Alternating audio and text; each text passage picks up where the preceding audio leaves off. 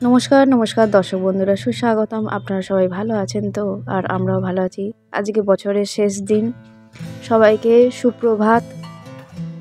দেখা হবে আবার পরের বছরে। আর দেখুন আবহাওয়াটা কীরকম হয়ে আছে, ঠিক কুয়াশা ভরা আবহাওয়া আর মেঘলা ওয়েদার। তার মেঘের মাঝখানে আবার সূর্যি মামাটা মাঝে মাঝে উঁকিও দিচ্ছে, তাই একটু একটু রোদও উঠছে, কিন্তু রোদটা আর স্থায়ী হচ্ছে না। আপনাদের ওখানে ওয়েদারও কি এইরকমই রয়েছে?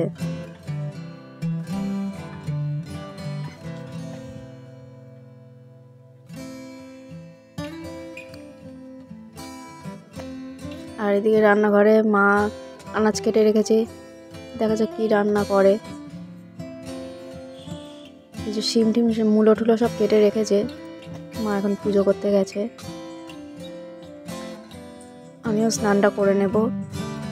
এই দেখুন একটু একটু আবার রোদও উঠছে কীরকম।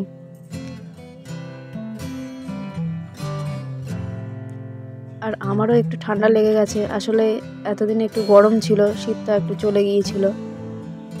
আবার হঠাৎ করে আজকে সকালবেলা ঘুম থেকে উঠেই দেখি বেশ ভালোই ঠান্ডাটা দিয়ে দিয়েছে, কিন্তু আবহাওয়াটা তো এইরকম হয়ে আছে কিছুটা।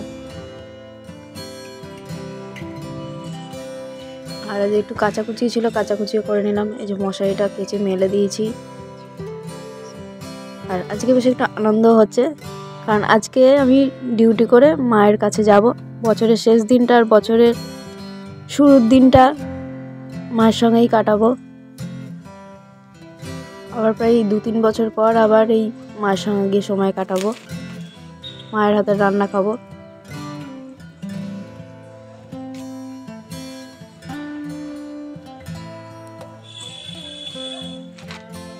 আজকে বছরের শেষ, কাল বছরের শুরু হয়ে যাবে।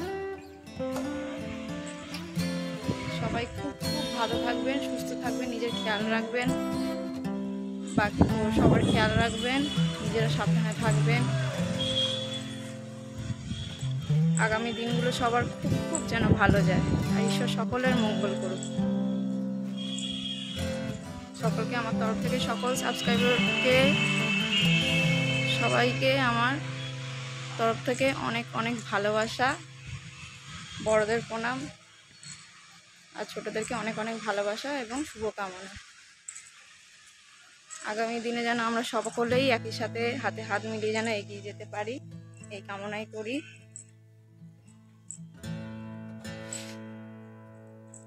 আকাশটা কখন মেঘলা করছে, কখন রোদ উঠছে। তো এই শীতকাল যতদিন আছে ততদিনই ভালো লাগে, ততদিনই যেন আরাম। গরমটা আসবে এই কথাটা ভাবলেই যেন মনটা খারাপ হয়ে যায়। আর সেই গরমের যে কষ্টগুলো, সেগুলো যেন সঙ্গে সঙ্গে যেন অনুভূতি ফিল করতে যেন শুরু করে দিই।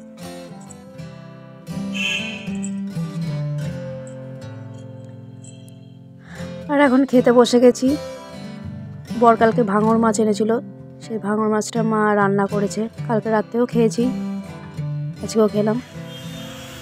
আর এখন আমি অফিসে বসে আছি, অপেক্ষা করছি কখন ছুটি হবে আর মায়ের কাছে যাব। একাই বসে আছি অফিসে, আর চারিদিকে খালি পিকনিকের গান শুনতে পাচ্ছি। এই 31টা বেশ মজারই হয় আমার, তবে 31-এ পিকনিক করার অভিজ্ঞতাটা নেই খুব একটা। বন্ধুরা, ভিডিওটা এখানেই শেষ করলাম। আবার দেখা হবে নতুন বছরে, 2025 সালে আবার দেখা হবে।